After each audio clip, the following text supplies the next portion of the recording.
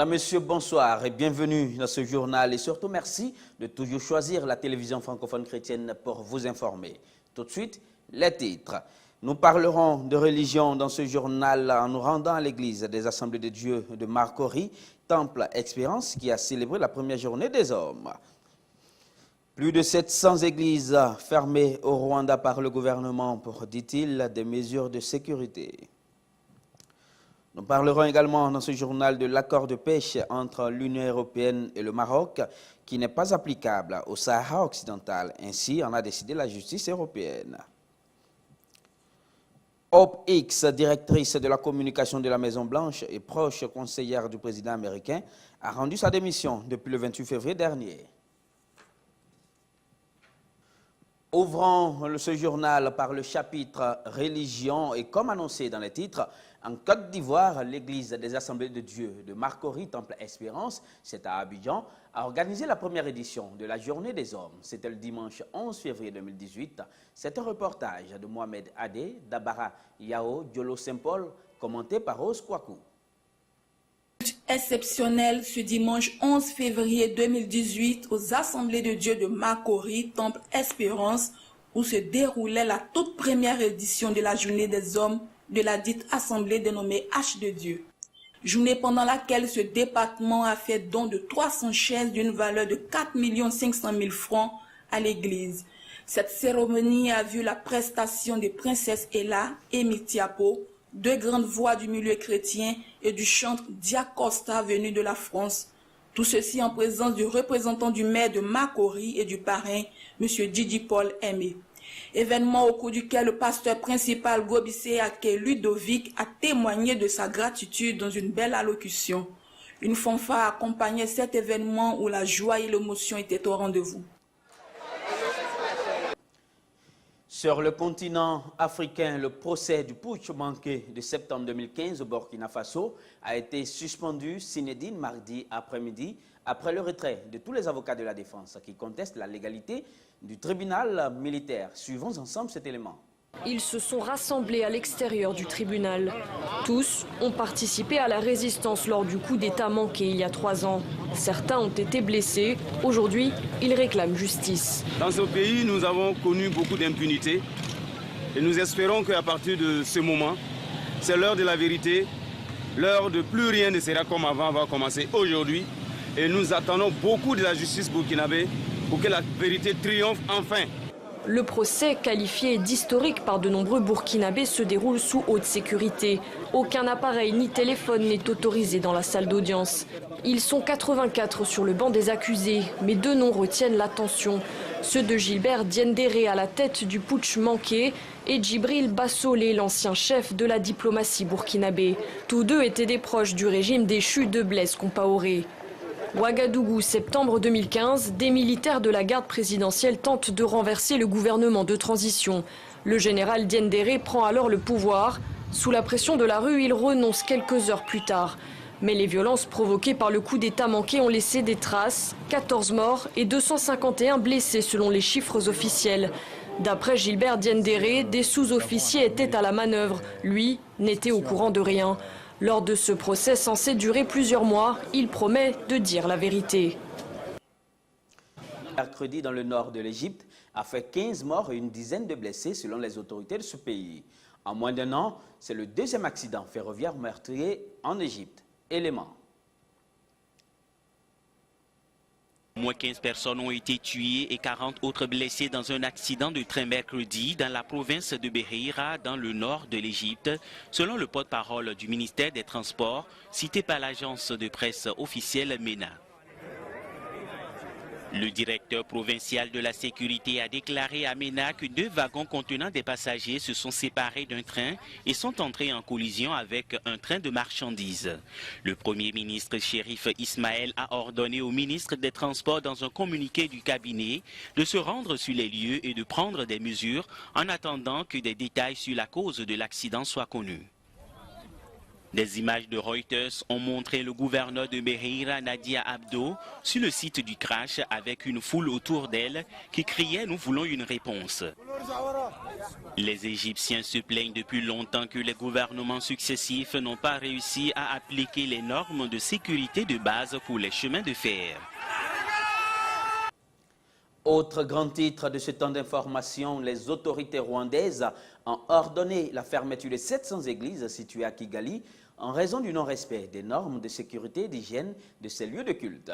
Cette décision a été prise à la suite d'une opération de sécurisation des édifices religieux de la capitale du Rwanda. Reportage. C'est une opération sans précédent que vient de lancer Kigali. Les autorités locales ont procédé à la fermeture de 714 églises dans différents quartiers de la capitale rwandaise. Il est reproché à ces lieux de culte un manque d'infrastructures de base, d'hygiène ou encore de respect des normes de sécurité. Pour d'autres, c'est par défaut de statut légal, ont précisé les autorités de Kigali. Il est par ailleurs mentionné que certaines églises fonctionnaient dans des tentes et ne disposaient pas de parking adéquat pour les fidèles. Résultat, ces derniers finissaient par stationner sur le bord de la route, provoquant des embouteillages. Appuyés dans leur combat par le gouvernement rwandais, les autorités de Kigali ont également lancé un avertissement aux églises contre la pollution sonore dans les quartiers résidentiels. Rendons-nous à présent dans la nation arc-en-ciel où le Congrès national africain en Afrique du Sud veut diminuer l'impact de l'augmentation de la taxe sur la valeur ajoutée dans la classe pauvre. Le secrétaire général a révélé que le parti envisagerait plusieurs mesures visant à réduire les conséquences sur les populations. Reportage. Le Congrès national africain au pouvoir en Afrique du Sud veut atténuer l'impact de l'augmentation de la taxe sur la valeur ajoutée dans la classe pauvre. Le secrétaire général de l'ANC, Assé Magashule, a révélé dans une interview que le parti envisagerait une série de mesures visant à atténuer les conséquences négatives pour les pauvres, y compris l'augmentation du nombre d'articles détaxés et exonérés d'impôts. L'augmentation de la TVA, la première en 25 ans, a suscité des inquiétudes quant à ses effets sur les personnes démunies au sein des syndicats et de la société civile. Elle est susceptible de s'avérer impopulaire avec une élection nationale prévue l'année prochaine. Le ministre des Finances, Malusi Gigaba, a annoncé à cet effet mercredi dernier que le Trésor avait pris une décision politiquement risquée d'augmenter la TVA de 14 à 15% à partir d'avril, dans le cadre de ses efforts visant à réduire le déficit et stabiliser la dette. Un mouvement qui devrait générer 23 milliards de rentes supplémentaires, soit 2 milliards de dollars de revenus en 2018-2019. Comme annoncé dans les titres, l'accord de pêche conclu entre l'Union européenne et le Maroc n'est pas applicable aux eaux adjacentes de la région disputée du Sahara occidental, car ne respectant pas le droit à l'autodétermination, a estimé mardi la Cour de justice de l'Union européenne. Suivons ensemble cet élément. La Cour de justice de l'Union européenne a rendu mardi sa décision sur la validité de l'accord de pêche conclu en 2006 entre l'Union européenne et le Maroc, estimant qu'il était applicable au territoire du Royaume et ne concernait pas les eaux adjacentes de la région disputée du Sahara occidental, non mentionnées dans le texte. L'inclusion du territoire du Sahara occidental dans le champ d'application de l'accord de pêche enfreindrait plusieurs règles de droit international général, selon le communiqué publié par l'institution. Pour les autorités marocaines, l'essentiel est que l'accord n'a pas été abrogé. L'accord a été validé. L'interprétation de la Cour de justice européenne dit que le fait que nous n'avons pas mentionné clairement les régions du Sud et que ça a été seulement rappelé souvent des lignes et sur la base des programmes, donc cet accord n'intègre pas les régions du Sud. L'avocat général de la Cour de justice européenne avait en effet estimé début janvier dans ses conclusions que l'accord était invalide au motif qu'il bafouait le droit du peuple du Sahara occidental à l'autodétermination, en phase avec les arguments des indépendantistes du Front Polisario. Le Maroc a produit près de 1,5 million de tonnes de poissons en 2016, selon les chiffres du ministère de la Pêche. Une production qui a généré 11,7 milliards de dirhams, soit plus d'1,2 milliard de dollars. Quittons le continent africain et rendons-nous dans l'Hexagone pour lutter contre les braconniers des mers et préserver les zones de non-pêche du parc national de Calanque. Police et gendarmerie française disposent désormais de moyens sophistiqués. À Marseille, de nombreux restaurateurs sont approvisionnés par la pêche illégale. Plus de détails dans ce qui suit. contrôle de routine au large du parc national des Calanques. On va commencer par vous, monsieur. Est-ce que vous pouvez me montrer et vous déclarer vos prix, s'il vous plaît? 2,5 kg pêché en toute légalité, bien qu'à la lisière de la zone de non-prélèvement de ce parc maritime et terrestre situé entre Marseille et La Ciotat. Ici, là-bas, vous n'avez pas le droit de pêcher, hein. C'est strictement interdit, d'accord? Ces gardes-moniteurs de la police de l'environnement mènent avec les gendarmes des opérations dignes des brigades de stupéfiants pour débusquer les braconniers des mers. Car pour les arrêter, de simples patrouilles ne suffisent pas. Ils se méfient de tout navire, ils sortent par gros temps, ils ont des planques sur les bateaux, des doubles caches, ils peuvent laisser le produit de la pêche parfois ou des moyens prohibés au fond de l'eau pour venir les récupérer plus tard. Voilà. Donc c'est vraiment un système quasi professionnalisé. On a son nom qui apparaît, Joseph. L'année dernière, après 2 années d'enquête et 4 mois d'écoute téléphonique, tout un réseau souterrain, ou plutôt sous-marin, s'est pris dans la nasse des enquêteurs. Leur butin, des centaines de kilos de poissons et des dizaines de milliers de fruits de mer revendus à des restaurateurs et poissonniers marseillais. Un pillage en règle qui nuisait fortement à ce sanctuaire créé en 2012. C'est important de créer des zones de non-prélèvement pour créer des zones de refuge, de quiétude, pour que le poisson puisse grandir et atteindre des tailles maximales. Il faut savoir qu'un poisson grandit toute sa vie. Plus le poisson est grand, plus son pouvoir de reproduction est important. Et donc voilà, donc tous ces larves de poissons qui sont produites pourront ensuite être exportées au-delà des réserves et donc bénéficier à une activité de pêche ou à la faune marine en général. La pêche dans cette zone peut également avoir des conséquences sanitaires pour le consommateur, car les eaux usées de Marseille s'y déversent et certains polluants passent au travers de la station d'épuration de la ville. Les braconniers risquent jusqu'à 22 500 € d'amende pour pêche illégale, ainsi que des dommages et intérêts. Le nombre de franchissements illégaux des frontières de l'Union européenne a baissé en 2017 de 60% par rapport à l'année précédente. Mais la pression sur les frontières extérieures de l'Union européenne demeure élevée, a annoncé mardi l'agence des frontières Frontex, citant les chiffres fournis par les pays membres. Plus de compréhension dans cet élément qui va suivre.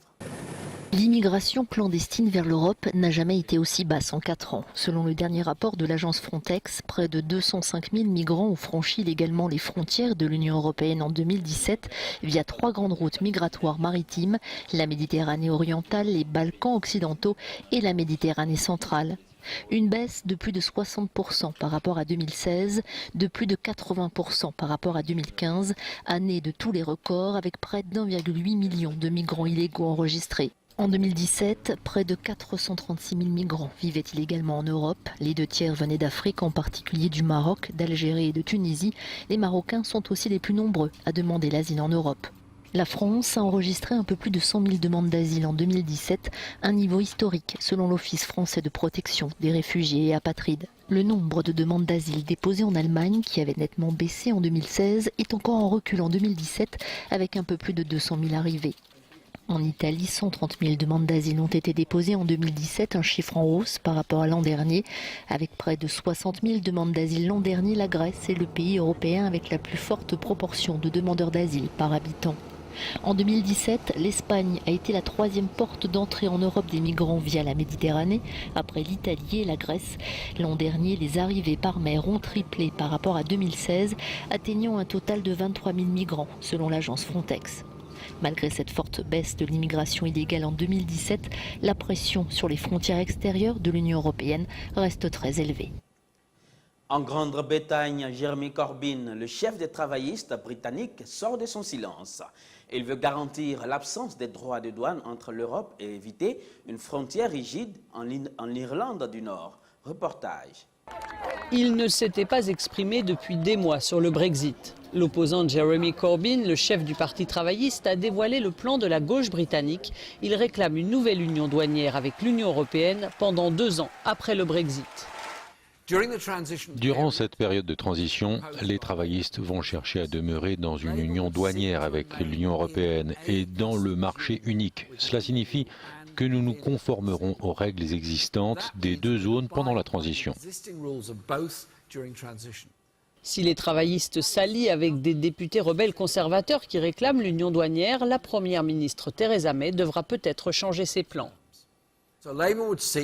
Les travaillistes chercheront à négocier une nouvelle union douanière complète entre le Royaume-Uni et l'Union européenne pour garantir l'absence de droits de douane avec l'Europe et éviter une frontière rigide en Irlande du Nord. La proposition du chef du Labour a été en revanche saluée par les syndicats et le patronat britannique. Toujours en Europe, en Slovaquie, un journaliste dénonçant la corruption qui sévit dans ce pays a trouvé la mort. Son nom, Jan Kuciak. Il menait des enquêtes sur les grosses affaires d'évasion et de fraude fiscale dans son pays. Reportage. En Slovaquie, un journaliste et sa compagne ont été assassinés d'une balle dans la tête, chez eux, à une 60aine de kilomètres de Bratislava, entre jeudi et dimanche dernier. La police enquête bien sûr et a fait savoir hier que Jan Kuciak avait probablement été visé pour son travail. Le jeune homme de 27 ans enquêtait sur l'évasion et les fraudes fiscales. Cette affaire secoue le petit pays d'Europe centrale et braque les projecteurs sur le milieu de la corruption slovaque. Les scellés ont été posés par la police qui vient de partir. À présent, la paisible Slovaquie rejoint les quelques pays européens où les journalistes risquent leur vie en enquêtant sur des affaires liées à l'élite politico-économique. Le dernier article de Jan Kuciak pour le site d'information Actualité portait sur un homme d'affaires puissant soupçonné d'une fraude fiscale de plus de 8 millions d'euros. Le site n'a pas souhaité s'exprimer pour l'instant, mais d'autres médias disent leur consternation. Ce genre de choses n'était jamais arrivé en Slovaquie. Personne n'aurait imaginé ça. Le gouvernement slovaque a dénoncé une attaque sans précédent contre la liberté de la presse et la démocratie. Il a promis une récompense d'1 million d'euros pour tout indice menant au meurtrier. Autre titre de religion dans ce journal, mais cette fois-ci en Israël. Les églises grecques orthodoxes, arméniennes et catholiques qui partagent la garde du Saint-Sépulcre, le lieu le plus saint du christianisme, ont décidé de la réouverture de ses portes à Jérusalem après 3 jours de bras de fer avec les autorités israéliennes. La municipalité voulait imposer 150 millions d'euros de taxes sur les biens des églises qui génèrent des revenus. Reportage. Pour le plus grand bonheur de milliers de pèlerins et de touristes du monde entier, le Saint-Sépulcre, le lieu le plus saint du christianisme, a rouvert ses portes à Jérusalem après 3 jours de bras de fer avec les autorités israéliennes. Les églises grecques orthodoxes, arméniennes et catholiques qui partagent la garde du site l'avaient fermé dimanche. Hier, le gouvernement de Benjamin Netanyahou a annoncé la suspension de la collecte des taxes. Il est normal que ce soit important de rouvrir les portes de l'église, de laisser entrer les gens qui ne visiteront parfois qu'une seule fois dans leur vie ce lieu saint. Parce qu'un lieu saint, sans vie, ce n'est que de la pierre. Nous sommes l'église vivante, témoigne ce moine franciscain.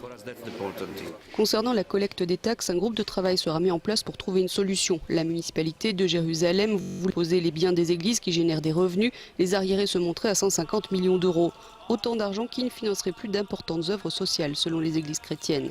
Netanyahou a aussi annoncé le réexamen d'une proposition de loi qui permettrait à l'État israélien d'exproprier des terres vendues par l'église orthodoxe à des investisseurs privés. Restons toujours dans cette partie du globe. Des remaniements dans l'armée saoudienne sont intervenus après une nouvelle bavure au Yémen, où la coalition menée par l'Arabie saoudite a bombardé par erreur une base militaire de son allié yéménite. Reportage. Une nouvelle vague de limogeage en Arabie Saoudite et cette fois, c'est l'armée qui en fait les frais. Le chef d'état-major a été remplacé tout comme les chefs de l'armée de l'air et de l'armée de terre. Des remaniements décidés par décrets royaux. Si le roi Salman a émis ces décrets, c'est le prince héritier Mohammed Ben Salman qui a la main sur la défense et il s'affiche en réformateur. Outre ces limogeages, une femme a été nommée ministre adjointe du Travail et du Développement social, une première dans ce royaume conservateur où les femmes commencent à acquérir de nouveaux droits.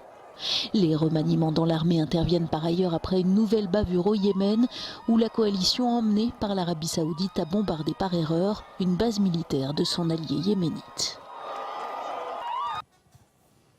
L'actualité sur le continent américain nous conduit aux États-Unis où Hope Hicks, 29 ans, directrice de la communication de la Maison-Blanche et proche conseillère du président américain, a démissionné. La date exacte de son départ n'a pas encore été fixée, mais elle devrait intervenir dans les semaines à venir, a indiqué l'exécutif américain mercredi. Reportage. Un autre départ à la Maison-Blanche. Hope Hicks, proche conseillère de Donald Trump, a annoncé sa démission. La jeune femme de 29 ans qui avait rejoint très tôt et sans la moindre expérience politique la campagne de Trump occupait depuis septembre dernier le poste de directrice de la communication. Discrète dans les médias mais influente en coulisses, cette ancienne mannequin qui avait travaillé pour Ivanka Trump avait l'oreille du président qui lui faisait confiance. Au bureau d'AP à Washington, on explique que cette décision vient peut-être du fait qu'elle a été visée par l'enquête du procureur spécial Robert Mueller sur les soupçons de collusion entre l'équipe de campagne de Trump et la Russie. Elle était au Capitole la veille de l'annonce de sa démission pour répondre aux questions à huis clos de la commission du renseignement de la Chambre des représentants. C'est quelqu'un à qui l'équipe de Mueller a voulu parler de divers incidents dans lesquels elle était impliquée. Elle était au centre de la controverse. Terminons ce journal par un fait insolite en Iran. Pour contourner l'interdit et vivre pleinement sa passion, le football, une Iranienne n'a trouvé qu'un seul moyen, se déguiser en homme. Elle a ainsi pu assister à plusieurs matchs de son équipe préférée. Suivons ensemble cet élément.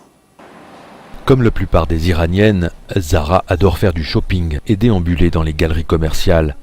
Mais Zahra a une passion cachée, le football. Et comme la loi en Iran lui interdit d'assister aux compétitions masculines, la jeune femme a décidé de contourner l'interdiction en se déguisant en garçon. Zahra est entrée en résistance après le tremblement de terre qui a secoué Téhéran l'an dernier. Elle s'est dit qu'elle pourrait mourir sans avoir réalisé son rêve. Elle s'est donc grimée pour cacher sa féminité et cela a très bien fonctionné. Zahra a pu accéder au stade de football de Persépolis et assister à un match sans attirer l'attention. Depuis cette tentative, le club de foot de Persépolis l'appelle avant chaque rencontre pour vérifier qu'elle ne viendra pas voir le match. Mais Zahra ne compte pas s'arrêter là. C'est ici que prend fin ce journal préparé par l'ensemble de la rédaction de la télévision francophone chrétienne. Merci de nous avoir suivis. Rendez-vous très prochainement pour une autre session d'information. D'ici là, portez-vous bien. Shalom.